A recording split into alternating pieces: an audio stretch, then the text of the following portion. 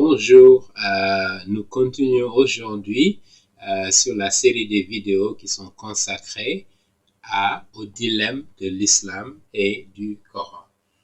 Aujourd'hui donc nous allons passer un peu de temps dans la sourate 4, versets 44 à 47. Nous allons lire donc le verset et nous allons lire le commentaire du théologien musulman Ibn Kathir qui a fait des commentaires sur l'ensemble du Coran. Donc, pour essayer de prouver à nos téléspectateurs et auditeurs que les textes de la Torah et des évangiles n'ont pas été corrompus, contrairement à ce qu'avancent beaucoup de musulmans aujourd'hui. Et donc, dans le passage que nous allons lire aujourd'hui, Ibn Kathir donc nous explique la chose suivante. Verset 44, considère ceux qui ont reçu une partie du livre. Ils courent après l'erreur et souhaitent de vous y précipiter à votre tour. Verset 45, Allah connaît mieux que quiconque vos adversaires. Allah vous suffit pour maître et vous suffit pour allié. Verset 46, parmi les juifs, donc là il s'adresse directement aux juifs, il y en a qui falsifient l'origine des mots, donc vous voyez bien, référence à la falsification des mots, mais pas à la corruption du texte original, d'accord? Qui falsifient l'origine des mots et qui se permettent de dire aux prophètes, nous entendons et nous désobéissons.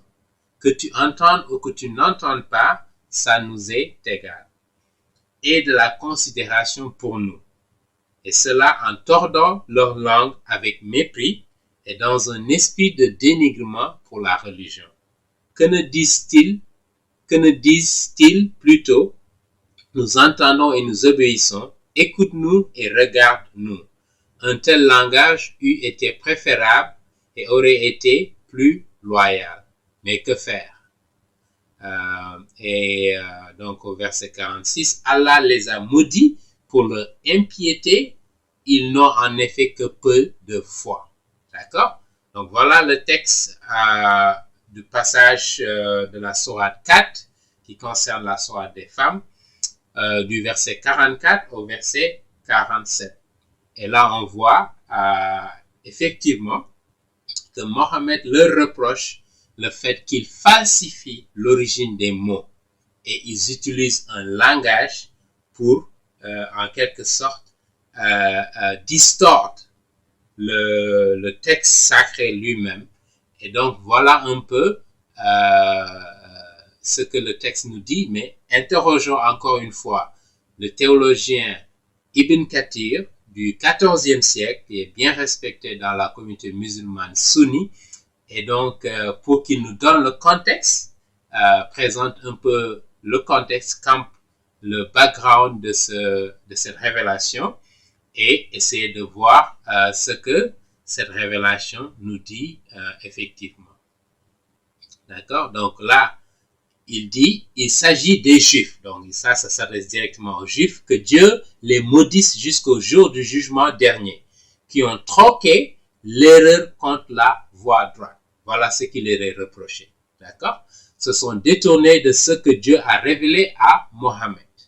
Ont négligé et dissimulé parfois la science reçue des anciens prophètes au sujet de l'avènement de l'envoyé de Dieu, qu'ils considèrent que c'est Mohammed, et ont échangé tout cela contre un vil prix pour obtenir quelques biens éphémères de ce bas monde.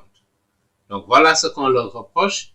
Donc ils ont troqué la voie droite contre des erreurs. D'accord? Et ils ont fait ça pour des raisons de profit et de gain. D'accord? En plus, ils veulent que vous vous égariez du droit chemin et que vous deveniez incrédules ou incroyants en laissant la voie droite et la science utile. Donc, ils disent que ces Juifs donc constituent un danger également pour vous les musulmans parce qu'ils veulent vous induire à ne pas croire à la révélation que Allah a envoyée à Mohammed. D'accord? Donc, Allah connaît mieux que quiconque vos adversaires en vous mettant en garde contre eux et vous demandant à mettre votre confiance en lui car il est le meilleur protecteur et le meilleur défenseur. Donc, il continue pour dire, ces juifs-là altèrent, vous voyez bien, le sens des paroles révélées délibérément et disent aux prophètes. D'accord? Donc là, c'est clair. Ibn Kathir confirme que ce que Mohammed dit dans cette sourate, c'est que au lieu que ce soit les textes bibliques eux-mêmes qui ont été altérés, c'est le sens de ces paroles qui ont été révélées, qui a été altéré. D'accord? Donc, vous voyez la distinction fondamentale. Donc, encore une fois, le Coran, Mohammed et l'islam affirment l'existence et l'authenticité des textes chrétiens. D'accord? Des textes de la Torah pour les Juifs et des textes du Nouveau Testament. D'accord? Et je rappelle que pour les chrétiens, nous avons à la fois la Torah et les textes du Nouveau Testament. D'accord? Donc, nous avons entendu ce que tu viens de dire, ô Mohammed, mais quand même, nous te désobéissons. D'accord? Les Juifs donc ne veulent pas croire à Mohammed. Entends sans que personne te fasse entendre et regarde-nous. Ils veulent le tourner en dérision, que Dieu les maudisse. Donc, ils cherchent à tourner le prophète Mohammed en dérision. Et donc, voilà pourquoi Dieu prononce cette malédiction contre eux en tordant la langue avec mépris pour attaquer la religion qu'il prêche. Donc, il lui déclare autre que ce qu'il dissimule. Mais Dieu fait connaître à son envoyé leur réalité en lui disant. Donc, Allah parle à Mohammed en lui disant, que ne disent-ils plutôt, nous entendons et nous obéissons. C'est été certainement meilleur pour eux et plus droit, mais que faire? Allah les a maudits pour leur impiété. Ils n'ont en effet que peu de foi en suivant une autre interprétation. Ils ne croient pas, à l'exception d'un petit nombre d'entre eux. Nous avons déjà parlé de leur attitude hostile envers le prophète en commençant le verset numéro 104 de la sourate de la vache. D'accord? Donc, on continue le commentaire ici en considérant le verset 47 et le verset 48. Donc, on voit en résumé que Ibn Kathir confirme que justement, les Juifs cherchaient à tourner en dérision le prophète Mohammed et à désobéir au message que Dieu lui a laissé, en altérant non pas le texte lui-même, mais le sens des paroles qui ont été révélées par Allah, d'accord, qui sont dans la Torah concernant les Juifs. Maintenant, continuons avec les versets 47 et 48 pour voir ce qui est dit. Aux gens d'écriture, croyez à ce que nous révélons et qui confirme ce que vous savez déjà, avant que vous nous défiguriez et tournions sens dessous vos visages ou que nous vous maudissions, comme nous avons maudit les profanateurs du sabbat.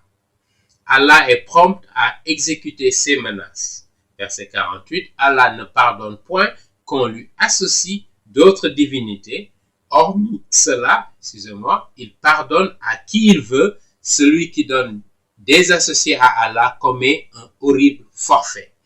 Et là, on y reviendra. Donc, c'est la croyance des musulmans selon laquelle toute personne qui associe d'autres divinités à Allah commet ce qu'on appelle le shirk et il est voué, si vous voulez, à l'enfer. D'accord? Voilà ce que l'islam enseigne et on sait, si on regarde les textes bibliques de l'Ancien Testament au Nouveau Testament, que ça contredit cet enseignement dans le Nouveau Testament parce que nous avons un Dieu trinitaire, les chrétiens, qui comprend Dieu le Père, Dieu le Fils et Dieu l'Esprit Saint qui ont existé de toute éternité. Dans nos études bibliques, nous avons beaucoup fait état de l'origine de cet univers. Comment ça a été créé et on a montré des preuves que Dieu le Père, Dieu l'Esprit Saint et Dieu le Fils étaient présents lors de la création, à l'origine. D'accord? Et comme je l'ai dit, sur l'ensemble des textes de l'Ancien Testament et du Nouveau Testament, nous avons cette corroboration. D'accord? Et Jésus, lorsqu'il est venu sur terre, il a fait montre d'attributs qui étaient divins. D'accord? J'ai écrit un livre qui détaille ces preuves de façon assez poussée.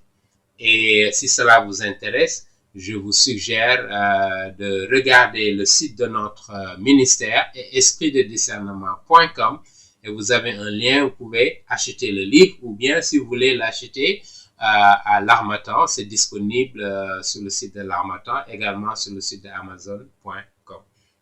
Revenons à ce que Ibn Kathir nous dit comme commentaire justement de ce passage. Il dit: Dieu ordonne aux gens du livre de croire à ce qu'il a été révélé à son envoyé et qui corrobore ce qu'il possède comme écriture. Donc, eux, ils affirment justement, les musulmans, que ce que Dieu a révélé à Mohammed confirme les écritures saintes des Juifs et des chrétiens. Mais nous avons vu au cours de nos vidéos que ce n'est pas le cas. D'accord? Et donc possède comme écriture en les menaçant d'un châtiment exemplaire avant que nous défigurions et tournions sens dessus vos visages. Certains ont expliqué cela en disant que Dieu efface leur visage en les privant des yeux, des oreilles et de nez. Mais Ibn Abbas l'a commenté autrement en disant que Dieu les défigure de sorte que le visage soit tourné vers l'arrière et ils marchent à reculons. Cela constitue un châtiment ignominieux pour prix de leur impiété et de leur détournement du droit chemin. D'accord? D'autres comparent cette défiguration à des paroles divines. Oui, nous mettrons des carcans à leur cou jusqu'à leur menton. Leur tête serait maintenue droite et immobile. Nous placerons une barrière devant eux.